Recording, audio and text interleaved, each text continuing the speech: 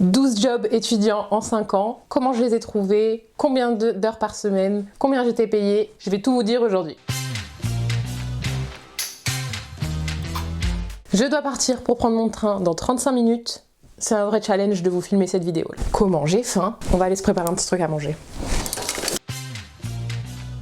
On va commencer par les petits boulots que j'ai trouvés grâce aux agences d'intérim. Les agences d'intérim, c'est trop pratique parce que t'y vas et on t'assigne une mission. T'as pas à chercher, on te les attribue. Après, c'est des petits boulots souvent pas foufou, payés au SMIC, mais à la fin de chaque mission, t'as une prime de précarité, ce qui fait que ça augmente un petit peu ton salaire au final. Grâce aux agences d'intérim, j'ai pu être guichetière à la poste, c'était hyper sympa comme boulot, payé plus que le SMIC, même quand t'es intérimaire. Quand vous allez à la poste, il y a des gens au guichet à qui vous allez donner votre avis de passage ou à qui vous allez donner votre courrier envoyé, et ben c'est ça, c'était ça être guichetier à la poste, hyper sympa comme boulot. Tu rencontres des gens vraiment de tout type, parce que la poste c'est vraiment un endroit où tout le monde y va hein, au final. Et finalement t'as plein de petites missions différentes que tu peux faire qui font que ça change un petit peu.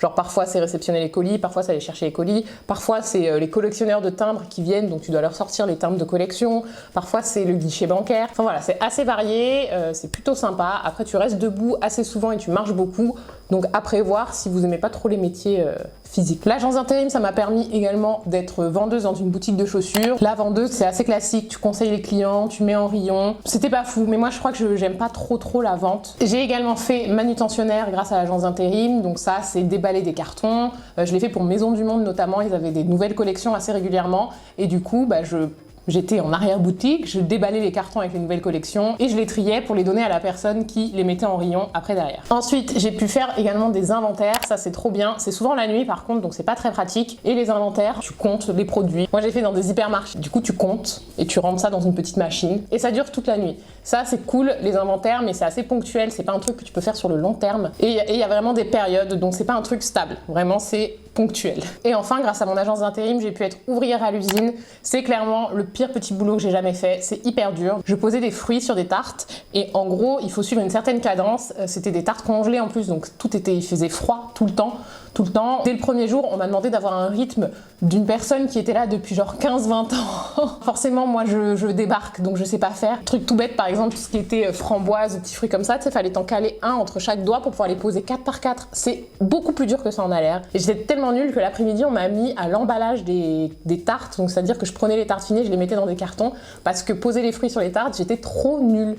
Ils ont dû ralentir le tapis et tout parce que j'y arrivais pas. Quand j'ai fini cette mission d'intérim, premier truc que j'ai dit à ma mère en rentrant, c'est je vais faire des études pour ne plus jamais avoir à être dans ce type de boulot. Si vous voulez vous remotiver à faire des études, allez passer 2-3 jours à l'usine, vous allez comprendre votre peine. Dans les petits conseils que je peux vous donner pour l'agence d'intérim, c'est de absolument rencontrer votre conseiller, de pouvoir discuter avec lui et de créer une bonne relation avec votre conseiller parce que c'est cette personne qui va vous attribuer des missions, donc forcément il faut bien vous entendre avec cette personne quand même. Et le deuxième truc, c'est d'être irréprochable pendant les missions, essayer de remplir les missions le plus parfaitement possible parce que l'entreprise peut potentiellement te redemander toi précisément vu que tu as déjà fait une mission chez eux et qu'ils savent que tu fais le boulot. Et puis même s'il y a des bons retours sur toi, ça va donner une bonne image de l'agence d'intérim, donc l'agence d'intérim va continuer à te mettre sur des missions parce que tu leur permets d'avoir une bonne image et que tu fais le travail correctement.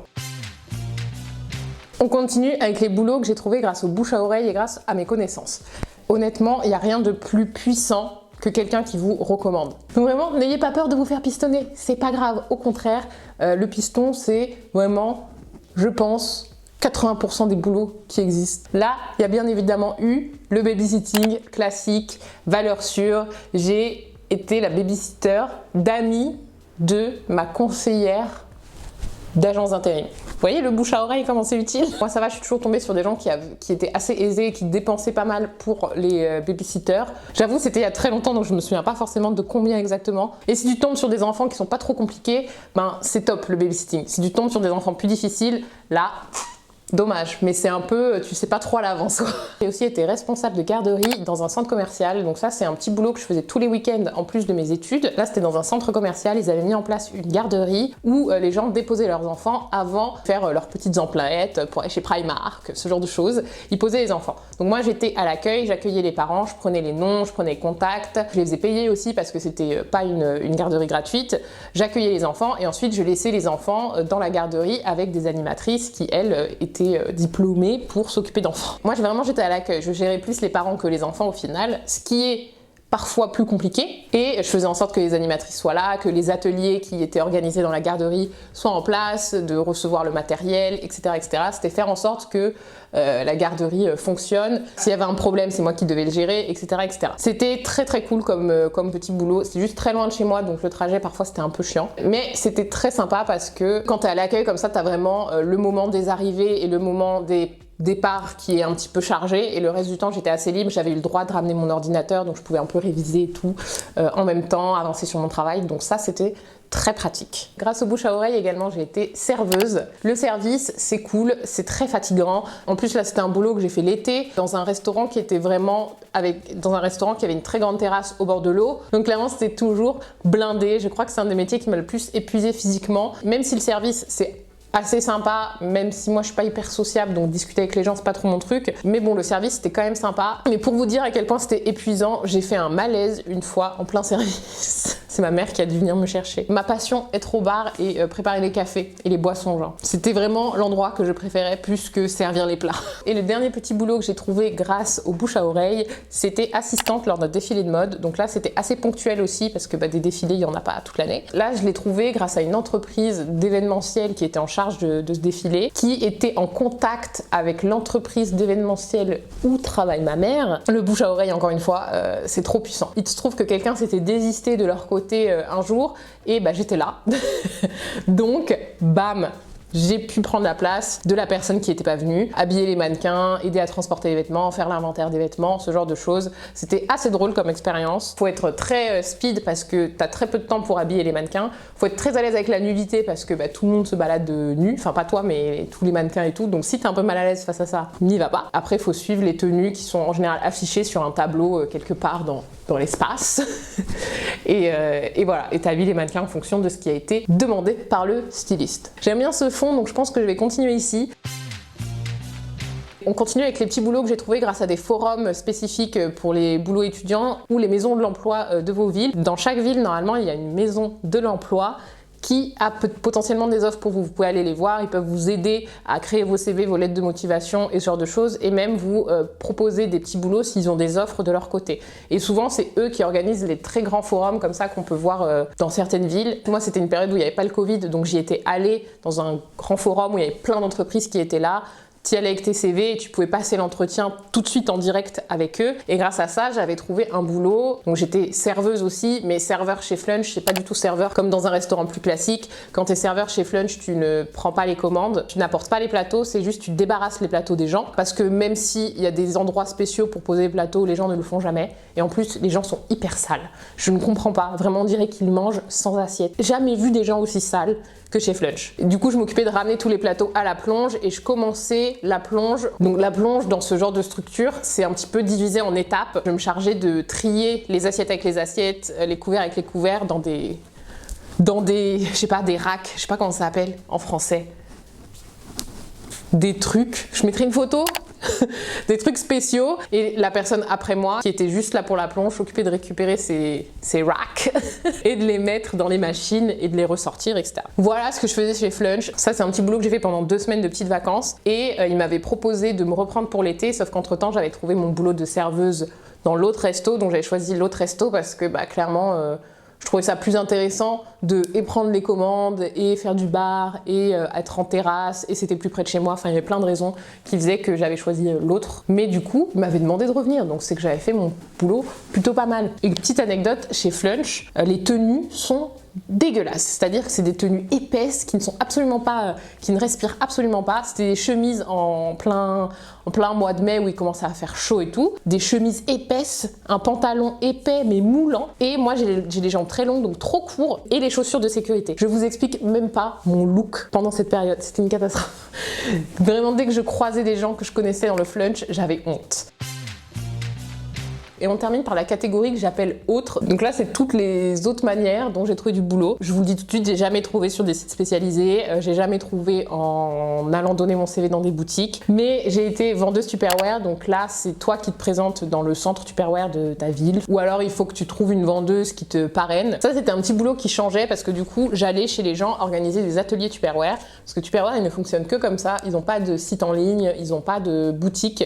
enfin à l'époque en tout cas, c'est que par petite réunion Tupperware, donc tu as une vendeuse Tupperware qui organise une réunion et en tant que vendeuse, tu prépares plusieurs recettes en utilisant les produits Tupperware. Donc il faut que tu réfléchisses à des recettes qui utilisent les produits Tupperware, donc ça ils te soutiennent pas mal, ils t'envoient plein de recettes, plein de documents, plein de trucs comme ça. Et à la fin des ateliers, les gens passent une commande s'ils ont envie et après il faut leur ramener leur commande. Tu es payé par commission, donc qu'avec les ventes que tu réalises, du coup c'est pas hyper stable, enfin c'est pas hyper linéaire comme boulot. Mais avantage du Tupperware, c'est qu'ils font plein de cadeaux. Donc vraiment j'ai équipé ma cuisine pour les 10 prochaines années, je pense, avec des trucs Tupperware dans tous les sens, mais qui coûtent cher en plus. Jamais je les aurais achetés de moi-même. Mais là, j'ai des trucs, ça doit coûter 150 € et c'est trop pratique. J'en ai chez moi, ma mère en a encore chez elle. Je pense que j'ai des Tupperware pour, ouais, vraiment les 10 prochaines années. Sans problème. Si jamais vous voulez un petit boulot à côté et que vous avez besoin d'équiper votre cuisine, pensez au Tupperware. Et ensuite, le dernier dont j'ai déjà parlé plein de fois, c'est freelance. Ça, j'ai commencé en 2017, je crois.